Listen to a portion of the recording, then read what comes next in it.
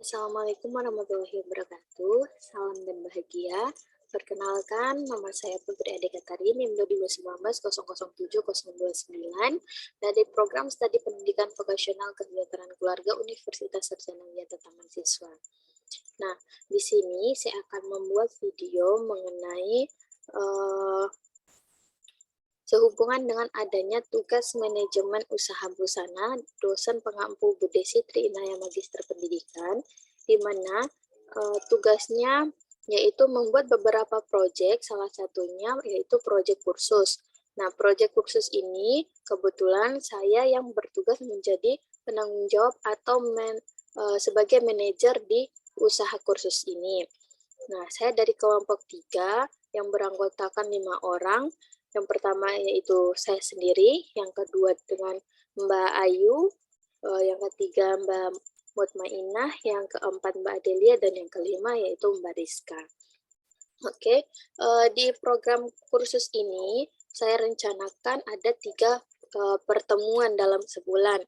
Yang pertama yaitu sekarang minggu pertama nanti kita akan membahas mengenai pembuatan pola dan bagaimana cara mengambil ukuran. Nah, yang minggu kedua nanti saya akan menjelaskan bagaimana cara proses perubahan pola dari pola dasar ke merubah pola sesuai desain yang kita inginkan, sesuai dengan rencana awal kita. Dan yang ketiga yaitu bagaimana cara teknik finishing dari setelah teknik menjahit.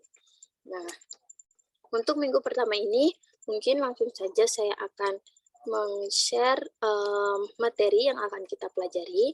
Dikarenakan kita pelaksanaan kursusnya online, jadi saya akan menampilkan materinya.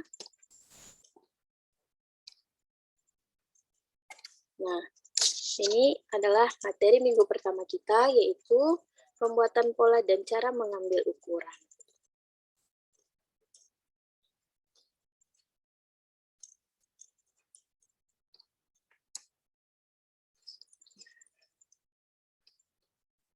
Minggu pertama kita akan mempelajari ini, pembuatan pola dan cara mengambil ukuran. Nah, adapun pengertian pola. Dalam menjahit atau desain busana, pola adalah potongan-potongan kertas yang merupakan prototipe bagian-bagian pakaian atau produk jahit menjahit. Adapun alat dan bahan dalam pembuatan pola, pada dasarnya sama dengan alat dan bahan yang digunakan dalam pembuatan pola pada umumnya. Menurut Soekarno, tahun 2009 halaman 1, alat yang diperlukan dalam pembuatan pola antara lain, pensil merah biru, penghapus, skala atau penggaris pola, pita ukur, gunting. Sementara bahannya yaitu buku pola atau buku kostum, kertas merah biru, dan kertas pola. Nah, adapun tanda-tanda pembuatan pola yang tanda-tanda dalam pembuatan pola dasar rok tidak jauh berbeda dengan tanda pola pada pembuatan busana lainnya. Menurut Marlina dan Carmila tahun 2010 halaman 6, tanda-tanda pola adalah beberapa macam garis warna yang dapat menunjukkan keterangan dan gambar pola. Setiap tanda pola memiliki fungsi dan maksudnya tersendiri. Nah, ini ada beberapa tanda pola yang digunakan dalam pembuatan pola dasar rok atau pola dasar lainnya juga bisa digunakan. Yang pertama, yang ini tanda panah yaitu letak arah serat, menunjukkan arah serat. Yang kedua yaitu garis pola asli dengan warna hitam, yang garis warna hitam tebal. Nah, garis strap-strap ini yaitu garis bantu, dan garis yang keempat yaitu garis lipatan, sedangkan garis yang berwarna merah ini yaitu menunjukkan bahwa pola itu merupakan bagian yang utama. Nah, kebalikan dari warna merah, ini yang berwarna biru menunjukkan bahwa pola tersebut yaitu bagian belakang. Nah, sekarang yang ketujuh merupakan tanda bagian pola yang dilebarkan, sedangkan singkatan dari TM yaitu tengah muka dan singkatan TB yaitu tengah belakang. Tanda-tanda pola inilah yang menjadi acuan dalam pembuatan pola dan pengembangan pola rok atau bahkan pola-pola lainnya. Dengan menggunakan tanda pola tersebut, dapat meminimalisir kesalahan dalam memotong pola dan pengembangan pola. Nah, sekarang yaitu bagaimana cara mengambil ukuran wanita dewasa. Yang pertama, lingkar leher atau biasa disingkat LL. Diukur sekeliling batas leher bagian bawah dengan meletakkan jari telunjuk, ditekuk leher atau diukur ditambah 1 cm. Nah, kita bisa mengukur lingkar leher ini bisa ditambah dengan jari telunjuk atau digantikan dengan ditambah 1 cm saja agar tidak mengukur pas, agar tidak desak lingkar leher. Terus yang kedua yaitu lingkar badan, diukur sekeliling badan atas yang terbesar melalui puncak dada, diukur pas ditambah 4 cm atau dengan menyalakan 4 jari.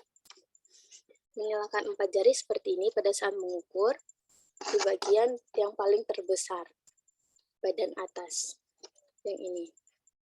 Sesuai dengan gambar yang di samping, yang garis tebal hitam ini merupakan contoh dari cara mengukur lingkar badan. Nah, yang ketiga, lingkar pinggang, diukur sekeliling pinggang pas. Yang seperti gambar ini diukur pas pinggang. Terus yang keempat yaitu tinggi panggul atau TPA. Diukur dari bawah dan petar pinggang sampai batas pinggang. Diukur dari bawah dari panggul ini sampai ke atas pinggang. Nah, untuk lingkar panggul diukur sekeliling panggul atau bahan bawah yang terbesar. Diukur pas, kemudian ditambah 4 cm atau diselakan 4 jari, seperti cara mengukur lingkar badan. Nah, yang seperti garis tebal ini untuk mengukur lingkar panggul. Nah, yang keenam, cara mengukur panjang punggung. Diukur dari tulang leher belakang yang menonjol ke bawah sampai di bawah ban petar pinggang. Nah, panjang punggung itu diukur dari tulang leher belakang yang menonjol di belakang sini. Nah, yang di belakang ini sesuai dengan tanda panah, yang ada tulang belakang yang menonjol sampai ke bawah petar, atau ke ban. Yang dimaksud dengan ban petar itu yaitu di garis pinggang tadi.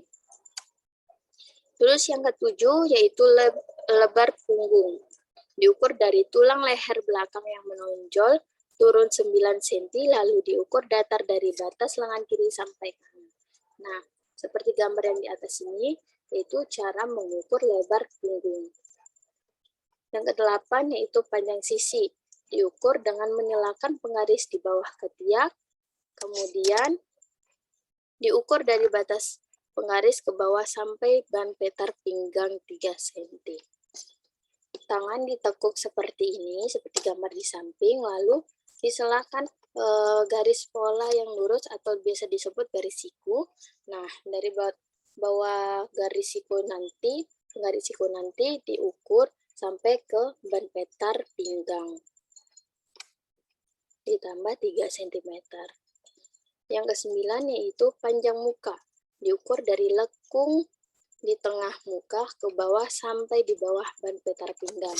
Sama sepertinya hal cara mengukur panjang punggung.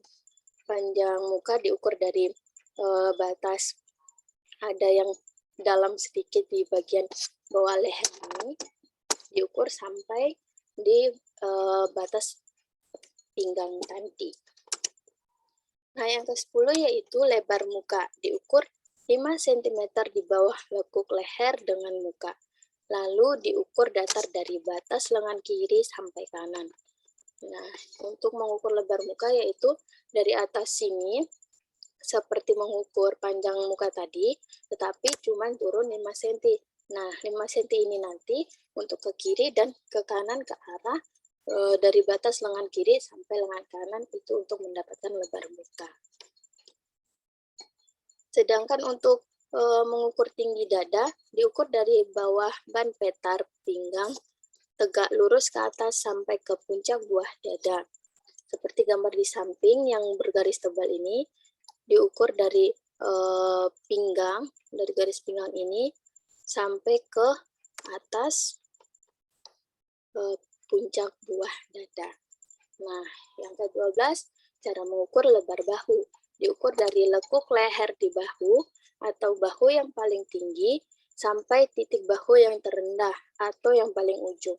Nah, di sini. Dari leher tertinggi sampai leher terbawah itu cara mengukur lebar bahu. Nah, sedangkan cara ukuran uji atau ukuran kontrol diukur dari tengah muka di bawah ban petar, serong melalui puncak buah dada ke pencah lengan, terus serong ke belakang sampai tengah belakang pada ban petar. Nah, seperti ini. Seperti gambar yang pertama ini, yaitu mulai dari atas sih, mulai dari pinggang sampai ke belakang, tarik lagi ke belakang sampai ke pinggang belakang, itu cara mengukur uji kontrol. Nah, yang ke-14, panjang rok muka. Sisi dan belakang diukur dari bawah ban petar sampai panjang yang dikehendaki. Terus selanjutnya cara mengukur lingkar lubang lengan. Diukur sekeliling lubang lengan, pas ditambah 2 cm untuk lubang lengan, dan ditambah 4 cm untuk lubang lengan yang akan dipasangkan ke lengan. Untuk lubang lengan diukur pas keliling lingkar kerung lengan ini. Sedangkan untuk mengukur panjang lengan pendek, yaitu diukur dari puncak lengan ke bawah sampai kurang lebih 3 cm di atas siku. Nah, sedangkan untuk panjang lengan, yang untuk lengan panjang, diukur dari puncak lengan ke bawah sampai pergelangan. Tetapi karena sekarang modelnya sudah banyak, model dan macam-macam lengan sudah banyak, ada yang ingin 1/4, 1/8, atau yang ingin memang panjang atau pendek. Nah, kalau untuk lengan, itu sesuai dengan keinginan masing-masing kostumer. Nah, yang terakhir yaitu lingkar lengan panjang. Lingkar pergelangan diukur melingkar pergelangan pas ditambah 3 cm. Biasanya diukur pas, lalu ditambah 3 cm agar tidak pas, agar tidak desak. Nah, sebelum kita ke tahap pembuatan pola atau menjahit, pastinya kita harus memperhatikan beberapa keselamatan kerja. Karena menjahit ini bisa dibilang menjahit yaitu dengan benda-benda tajam atau seperti aliran listrik, gunting, jarum, pendedel, dan lain sebagainya. Dan takutnya nanti akan membahayakan diri kita sendiri. Nah, adapun keselamatan kerja yang pertama yaitu pastikan lingkungan kerja Anda bersih dan cukup tenang. Jika bisa, teman-teman bisa membuat pola atau menjahit di ruangan tertentu yang tidak ada orangnya, yang tidak dilewati oleh orang banyak. Nah, yang kedua, pusatkan perhatian pada pekerjaan yang dilakukan. Dikarenakan menjahit ini memang benar-benar membutuhkan fokus, karena jika kita salah memotong saja atau salah membuat pola saja, itu bisa mempengaruhi bentuk busananya nanti. Nah, apalagi misal masih mending kita salah memotong bahan orang yang murah dan masih ada banyak stok di toko, masih untung kita ganti. Tetapi jika bahannya mahal berjuta-juta per meter misalnya, terus stok di toko tersebut tidak ada, bahkan customer tersebut yang memiliki kain belinya di luar negeri bahkan. Nah, itu itu memang harus kita ganti, dan bahkan sangat sulit, bahkan kita tidak untung, malah kita rugi karena harus mengganti dan membeli kain kostumer. Nah, yang ketiga yaitu berbusana rapi dan tidak mudah mendatangkan kecelakaan. Yang dimaksudkan di sini yaitu jika busana kerja ya busana kerja yang tidak riweh, yang tidak wow, yang tidak heboh, ya bisa menggunakan mungkin daster atau celana atau baju biasa, tidak menggunakan busana pesta atau lain sebagainya. Nah, yang keempat, pastikan semua peralatan berfungsi dengan baik. Kita harus mengecek terlebih dahulu apakah ada aliran listrik, apakah mesin tersebut baik, atau benangnya bagaimana, skocinya, spoolnya. Kita harus melihat semua peralatan terlebih dahulu. Terus yang kelima, utamakan keselamatan dalam segala hal pada saat sedang bekerja. Yang keenam, ikat rambut bila mengganggu. Ini bagi teman-teman yang tidak menggunakan hijab atau memang kalau menjahit di rumah kan tidak apa-apa, boleh menggunakan ikat rambut. Nah, tetapi jika teman-teman yang tidak lepas hijab juga boleh, tetapi menggunakan hijab yang memang tidak riwah, yang tidak repot. Mungkin bisa yang panjang, yang pendek maksudnya, yang penting menutup aurat.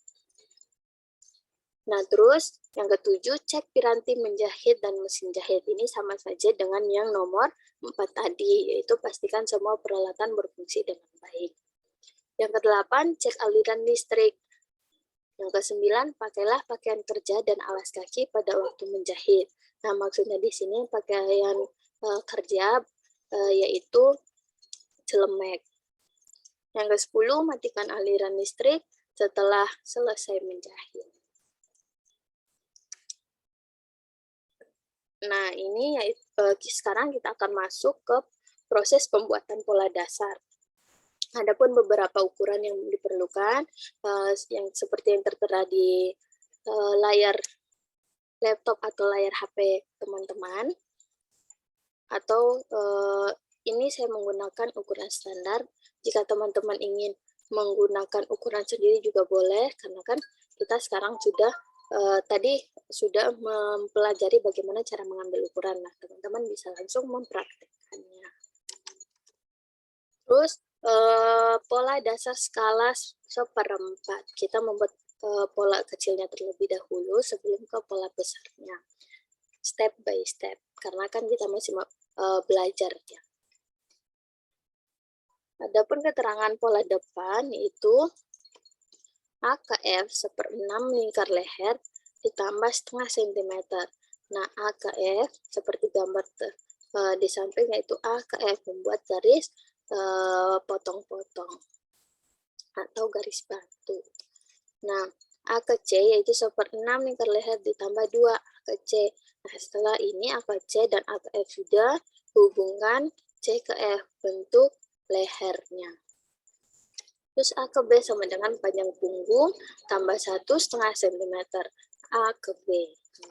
Nah, mungkin untuk keterangan pola ini, teman-teman bisa mempelajarinya atau bisa membacanya terlebih dahulu, dikarenakan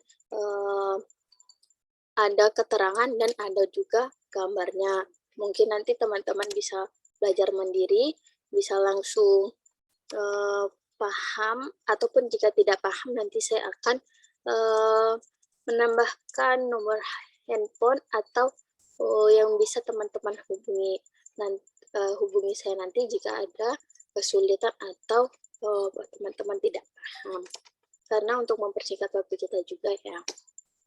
Jadi saya tidak menjelaskan semuanya mengenai keterangan pola depan maupun pola belakang dan juga lengan. Dikarenakan saya rasa juga tidak terlalu susah dikarenakan keterangannya disertai dengan petunjuk atau gambarnya. Nah, ini untuk keterangan pola belakang. Dilanjut. Nah, sekarang itu pola dasar lengan skala 1/4 juga. Ini sudah saya cantumkan dengan gambarnya agar teman-teman paham satu persatu bagaimana A ke B-nya, B ke C-nya, dan seterusnya. Nah, ini saya cantumkan beberapa referensi bagi teman-teman yang ingin lebih luas, lebih banyak mendapatkan ilmu mengenai materi yang kita pelajari hari ini atau bahkan materi yang lain-lainnya. Mungkin masih juga banyak referensi yang lainnya, tetapi saya hanya mencantumkan beberapa referensi saja. Dan mungkin nanti saya akan mencantumkan link referensi ini ke deskripsi agar teman-teman bisa langsung mengklik dan mempelajarinya lebih cepat. Nah, mungkin itu saja untuk materi kita minggu pertama ini. Cukup banyak juga ya materi kita minggu pertama ini. Semoga teman-teman tetap semangat, ingin belajar menjahit, karena memang menjahit ini ya susah-susah gampang lah ya. Jadi memang jarang orang-orang ingin mempelajari atau belajar kursus menjahit ini. Ya, karena kan zaman sekarang semakin canggih, tinggal pesan online, lebih murah, dan banyak desainnya juga, banyak pilihannya juga. Mungkin itu saja, sekian dari saya pertemuan minggu pertama kita. Selanjutnya nanti minggu kedua nanti akan saya upload kembali, maksudnya upload lagi materi minggu kedua dan minggu ketiga. Tetap stay di channel YouTube saya. Jangan lupa like, share, dan subscribe, oke? Bentar. Nah, oke, mungkin itu saja. Wassalamualaikum warahmatullahi wabarakatuh. Salam.